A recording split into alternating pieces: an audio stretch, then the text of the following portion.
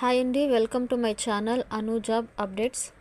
ఈ వీడియోలో అయితే పంజాబ్ నేషనల్ బ్యాంక్కి సంబంధించినటువంటి నోటిఫికేషన్ అయితే రిలీజ్ అయింది కదా, దానికి సంబంధించినటువంటి డీటెయిల్స్ అయితే ఈ వీడియోలో చూద్దామండి. ముందుగా మనం చూసుకున్నట్లయితే టోటల్ ఎన్ని వేకెన్సీస్ అయితే ఉన్నాయి, స్టార్టింగ్ డేట్ ఎప్పుడు, అలాగే లాస్ట్ డేట్ ఎప్పుడు, టోటల్ సీట్ కనుక మనం చూసుకున్నట్లయితే 5138 వేకెన్సీస్ అయితే ఉన్నాయండి.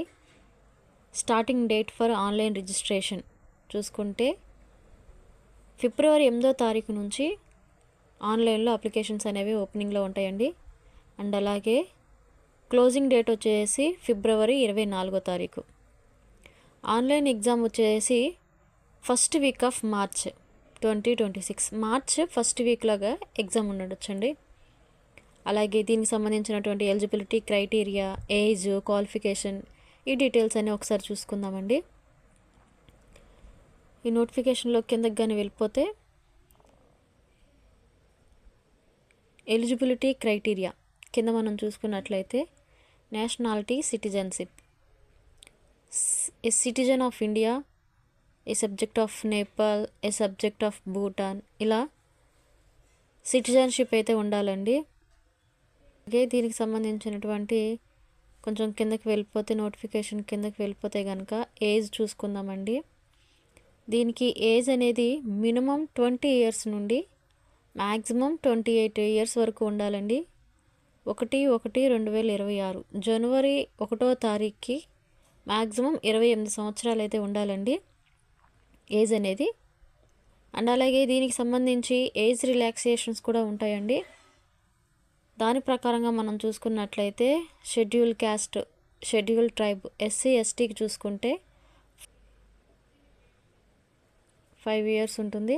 అండ్ అలాగే అదర్ బ్యాక్వర్డ్ క్లాసెస్ ఓసీ వాళ్ళకి కనుక మనం చూసుకున్నట్లయితే 3 ఇయర్స్ అయితే ఉంటుందండి ఓసీ వాళ్ళకి ఏజ్ రిలాక్సేషన్. అండ్ అలాగే బెంచ్ మార్క్ డిజబిలిటీ, పీడబ్ల్యూడి వీళ్ళు ఉంటారు కదండి, వీళ్ళకి 10 ఇయర్స్ ఏజ్ రిలాక్సేషన్ ఉంటుందండి. సో ఈ విధంగా అయితే మనకి రూల్ ప్రకారంగా, గవర్నమెంట్ రూల్ ప్రకారంగా ఏజ్ రిలాక్సేషన్ అనేది ఉంటుందండి. అండ్ అలాగే ఎడ్యుకేషనల్ క్వాలిఫికేషన్ కనుక చూసుకున్నట్లయితే గ్రాడ్యుయేట్ డిగ్రీ, ఎనీ గ్రాడ్యుయేట్ అయితే ఉండాలండి. అప్రెంటిస్షిప్ ట్రైనింగ్, దీనికి సంబంధించినటువంటి మనం చూసుకుంటే ట్రైనింగ్ వచ్చేసి 12 మంత్స్ ఉంటుందండి, అంటే 1 ఇయర్ ఉంటుంది. ఈ 1 ఇయర్లో, ఈ 1 ఇయర్ కాంట్రాక్ట్లో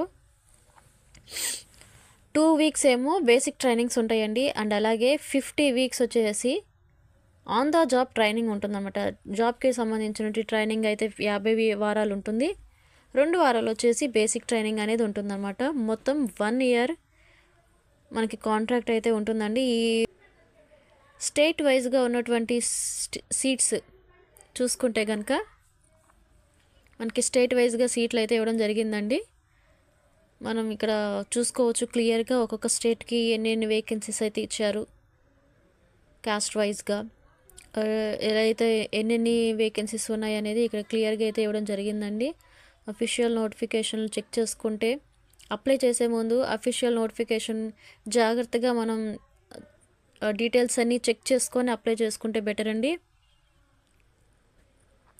ప్రతి ఒక్క స్టేట్కి సంబంధించి స్టేట్ వైజ్గా అన్నీ ఎవరితే డీటెయిల్స్ ఇవ్వడం జరిగింది. బీహార్, చండీగఢ్, డామన్ డయ్యూ, ఢిల్లీ, అండ్ అలాగే ఇంకా మనం కిందకి వెళ్ళిపోతే జార్ఖండ్, కర్ణాటక, కేరళ. అండ్ అలాగే ఈ ట్రైనింగ్లో స్టైఫండ్ అనేది ఇస్తారండి. రూరల్, అర్బన్ ఏరియాస్లో అయితే కనుక 12,300, మెట్రో అయితే 15,000 అండి.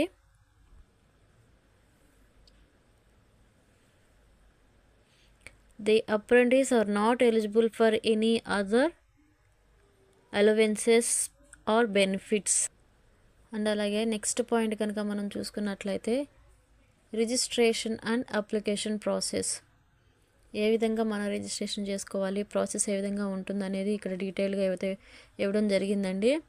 అలాగే రిజిస్ట్రేషన్ ప్రాసెస్ కూడా సేమ్ అండి, అఫీషియల్ వెబ్సైట్లో అప్రెంటిస్ ఆపర్చునిటీస్ దాంట్లోకి వెళ్ళి పంజాబ్ నేషనల్ బ్యాంక్లో అప్లికేషన్ ఫామ్ అని కనుక మనం ఓపెన్ చేసుకుంటే దానికి సంబంధించినటువంటి అప్లికేషన్ ఫామ్ అయితే ఓపెన్ అవుతుందండి. సో మనం ఏం కావాలి, ఏం సర్టిఫికేట్స్ అప్లోడ్ చేయాలి అవన్నీ కూడా ఇక్కడ డీటెయిల్గా అయితే ఇవ్వడం జరిగిందండి. మనం పర్సనల్ డేటా అనేది ఇవ్వాలి, ఎడ్యుకేషనల్ ఇన్ఫర్మేషన్ కూడా ఇవ్వాల్సి ఉంటుంది.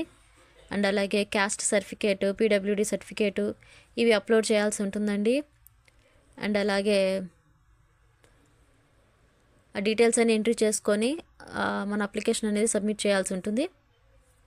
అండ్ అలాగే డాక్యుమెంట్స్, మనం ఏం డాక్యుమెంట్స్ అప్లోడ్ చేయాలి అనేది ఇక్కడ క్లియర్గా ఇవ్వడం జరిగిందండి. ఆ డాక్యుమెంట్ ఏ సైజులో ఉండాలి, ఏ ఫైల్లో ఉండాలి, ఏ సైజులో ఉండాలి, ఎంత సైజు ఉండాలి అనేది అయితే క్లియర్గా అయితే ఇవ్వడం జరిగిందండి. ఆధార్ కార్డు ఒకటి ఉండాలి, ఆధార్ కార్డు ఫ్రంట్ ఉండాలి, ఆధార్ కార్డు బ్యాక్ సైడ్ రెండు కూడా అప్లోడ్ చేయాల్సి ఉంటుందండి. వ్యాలిడ్ ఈమెయిల్ ఉండాలి, మొబైల్ నెంబర్ ఉండాలి, పాస్పోర్ట్ సైజ్ ఫోటోగ్రాఫ్ ఉండాలి. So caste certificate, PW certificate, pan card, qualifying marks, degree ఏవైతే ఉన్నాయో ఈ మార్క్ షీట్స్ ఉండాలి. సో ఇవన్నీ కూడా వాళ్ళు ఇచ్చినటువంటి సైజ్ ప్రకారంగా మనం అనేది సర్టిఫికేట్స్ అనేవి అప్లోడ్ చేయాల్సి ఉంటుందండి. అండ్ అలాగే నెక్స్ట్ ఫీజు కనుక మనం చూసుకున్నట్లయితే జనరల్, ఓబీసీ, ఈడబ్ల్యూఎస్ వాళ్ళకి చూసుకున్నట్లయితే అప్లికేషన్ ప్రాసెసింగ్ ఫీజు వచ్చేసి 100 రూపీస్ ఉంటుంది. ఎగ్జామినేషన్ ఫీజు వచ్చేసి 600 ఉంటుంది. ఇన్ఫర్మేషన్ ఫీజు వచ్చేసి 100 ఉంటుంది.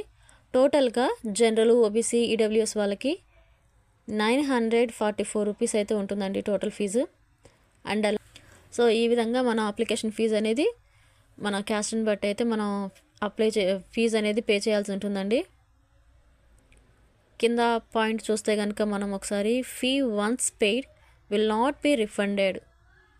సో ఫీజు అనేది మనకి రిఫండ్ కాదండి. అండ్ అలాగే నెక్స్ట్ పాయింట్ సెలక్షన్ ప్రాసెస్ కనుక మనం చూసుకున్నట్లయితే ఆన్లైన్ టెస్ట్ ఉంటుంది, ఆన్లైన్లో రిటర్న్ టెస్ట్ ఉంటుంది, డాక్యుమెంట్ వెరిఫికేషన్ ఉంటుంది. అండ్ అలాగే టెస్ట్ ఆఫ్ లోకల్ లాంగ్వేజ్కి సంబంధించినటువంటి ఒక టెస్ట్ ఉంటుంది. మెడికల్ ఎగ్జామినేషన్, మెడికల్ వెరిఫికేషన్ అయితే ఉంటుందండి. సో ఈ విధంగా ఈ 4 స్టెప్స్ బేస్ చేసుకొని సెలక్షన్ ప్రాసెస్ అనేది ఉంటుందన్నమాట. ఆన్లైన్ రిటర్న్ టెస్ట్కి సంబంధించినటువంటి సిలబస్ ఏ విధంగా ఉంటుంది. సో సిలబస్ కనుక మనం ఒకసారి చూసుకున్నట్లయితే అండ్ అలాగే డాక్యుమెంట్ వెరిఫికేషన్స్కి ఏం సర్టిఫికేట్స్ మనము రెడీ చేసుకోవాలి అనేది ఇక్కడ డీటెయిల్గా అయితే ఇవ్వడం జరిగిందండి. టెస్ట్ ఉంటుంది అనేది ఇక్కడ డీటెయిల్గా ఇవ్వడం జరిగిందండి. స్టేట్ వైజ్గా లాంగ్వేజ్ టెస్ట్, ఏ లాంగ్వేజ్ ఉంటుంది ఏంటి అనేది ఇక్కడ డీటెయిల్గా అయితే ఇవ్వడం జరిగింది. ఈ 3 స్టెప్స్ అయిపోయిన వాళ్ళకి, క్వాలిఫై అయిన వాళ్ళకి మెడికల్ ఎగ్జామినేషన్ ఉంటుందండి, మెడికల్ వెరిఫికేషన్ ఉంటుంది. సో ఇందుట్లో కూడా క్వాలిఫై అయినటువంటి వాళ్ళు ఫైనల్ సెలెక్షన్. ఇక్కడ 3 పాయింట్స్ అయితే ఇవ్వడం జరిగిందండి. Qualifying in return test, document verification and test of local language. ఎవరైతే ఈ స్టెప్స్లో క్వాలిఫై అయ్యారో వాళ్ళని ఫైనల్ సెలెక్షన్ అనేది చేసుకుంటారండి. ఫైనల్ లిస్ట్లో వారు ఉంటారు. సో ఇదండి పంజాబ్ నేషనల్ బ్యాంక్కి సంబంధించి నోటిఫికేషన్. ఈ వీడియో నచ్చితే లైక్ చేసి షేర్ చేయండి. Thanks for watching.